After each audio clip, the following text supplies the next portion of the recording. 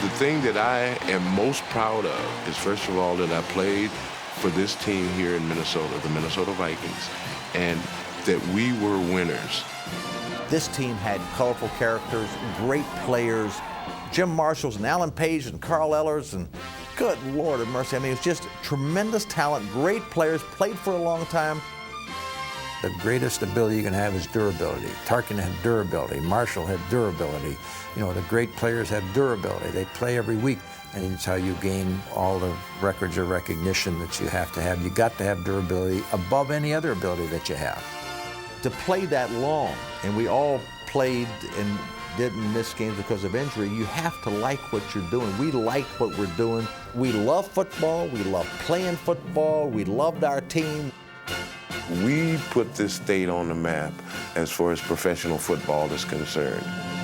Our goal was to get to the Super Bowl, and unfortunately, there was 4 trips, of which we came out on the short end of it. We were a much bigger, stronger, more physical football team than they were. It was just that simple, especially in certain spots. From a defensive standpoint, we were going into the game thinking they were going to have a lot of trouble scoring at all.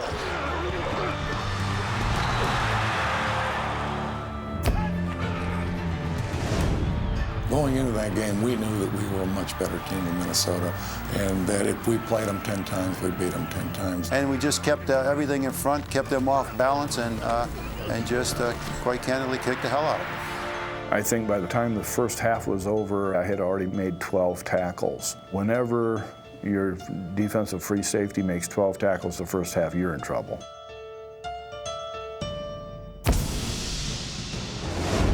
It was basic football against the Vikings. It was steel curtain versus the purple people eaters.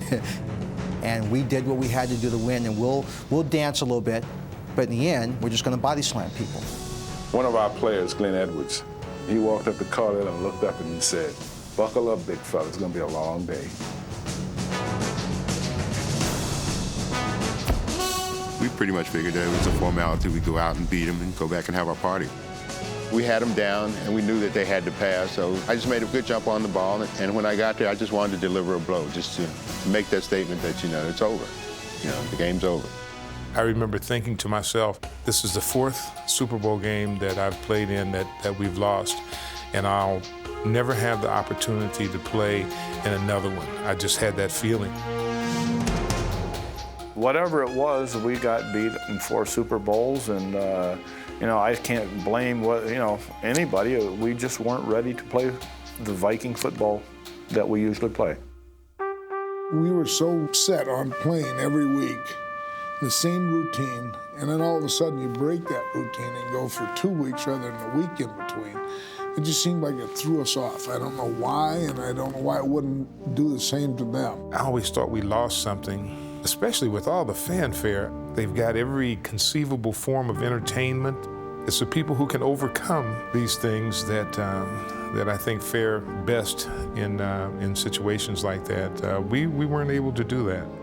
It's almost like, let's don't think about them, because those people, they lost 4 Super Bowls, and they're less, let's push them aside. And we have been permanently pushed aside, unfortunately.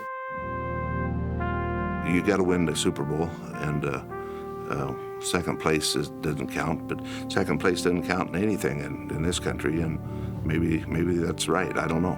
You either win it all or you kind of blend in with the rest of the teams.